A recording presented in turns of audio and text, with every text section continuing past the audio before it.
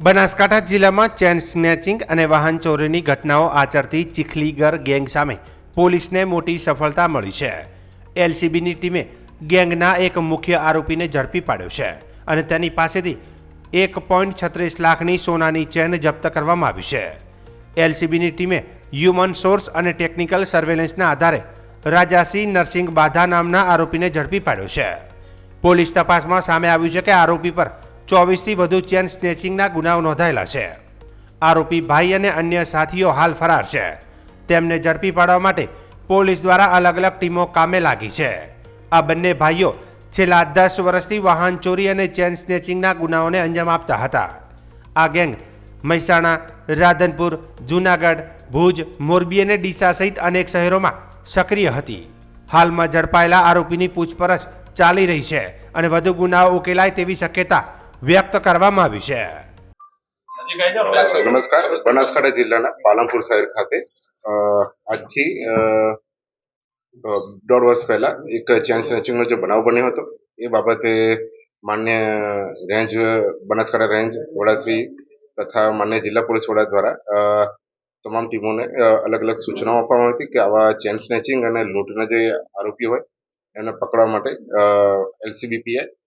DM Rathod સાહેબ અને તેમની ટીમને એસપી સાહેબ દ્વારા ખાસ કરીને આવા ચેન સ્નેચિંગના ગુના હોય એના રીઢા ગુનેગારોને પકડવા માટેની આખી ટીમોનું ગઠન કરવામાં આવ્યું હતું. આ અન્વયે આપણે જણાવ્યું કે પાલનપુર શહેરમાં જે ખાસ કરીને ઇન્દ્રપ્રસ્થ સિલ્વર પાર્ક ફ્લેટ છે ત્યાં રહેતા જીવીબેન હેમરાજભાઈ ચૌધરી નામના જે ફ્લેટ આગળથી 2 અજાણ્યા ઇસમો મોટરસાયકલ દ્વારા જે ચેન સ્નેચિંગ એમની કરી હતી એ બાબતે પાલનપુર માં પૂર્વ પોલીસ સ્ટેશન ખાતે ફરિયાદ નોંધાયેલી હતી. આ અન્વયે જ્યારે એલસીબીપીઆઈ ડીએમ રાઠોડ અને એમની ટીમ દ્વારા જ્યારે આની આખી તપાસ જોવામાં આવી અને એના ટેકનિકલ પુરાવા અને હ્યુમન રિસોર્સિસના આધારે અને બાતમી હકીકતના આધારે એલસીબીપીઆઈ આરબી જાડેજા તથા દિલીપસિંહ અને કનકસિંહ જે એલસીબીના કર્મચારી છે એમને જે બાતમી હકીકત મળી હતી એ અન્વયે અલગ અલગ સર્વેલન્સ ટીમ દ્વારા જે ખાસ કરીને 24 જેટલા ગુનાઓમાં જેમાં લૂંટ, ચેન સ્નેચિંગ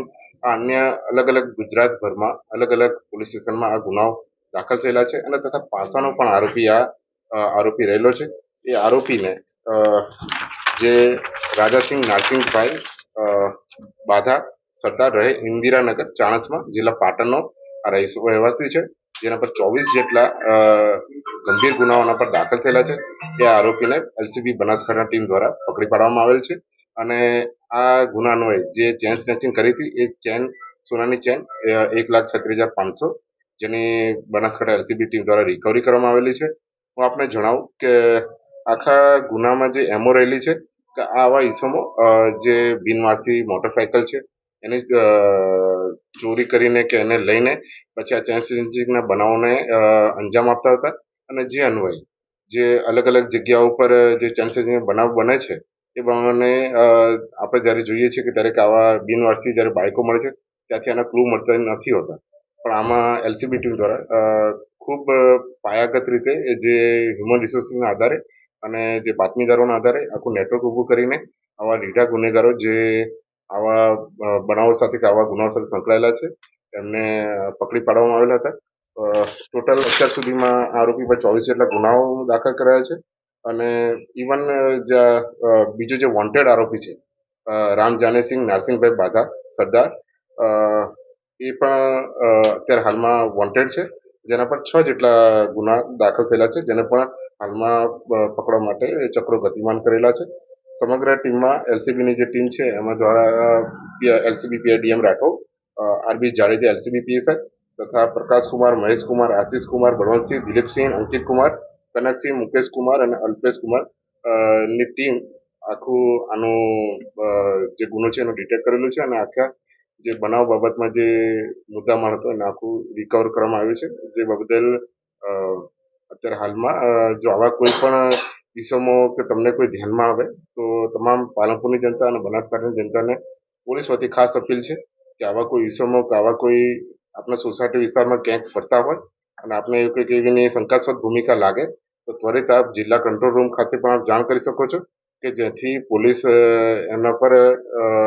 વોચ રાખી શકે અને આવા કોઈ પણ ઇસમો અત્યારે હાલ તહેવારો આવી રહ્યા છે ત્યારે પણ આપ ખાસ કે આવી કોઈ મત્તા કે એવું કંઈ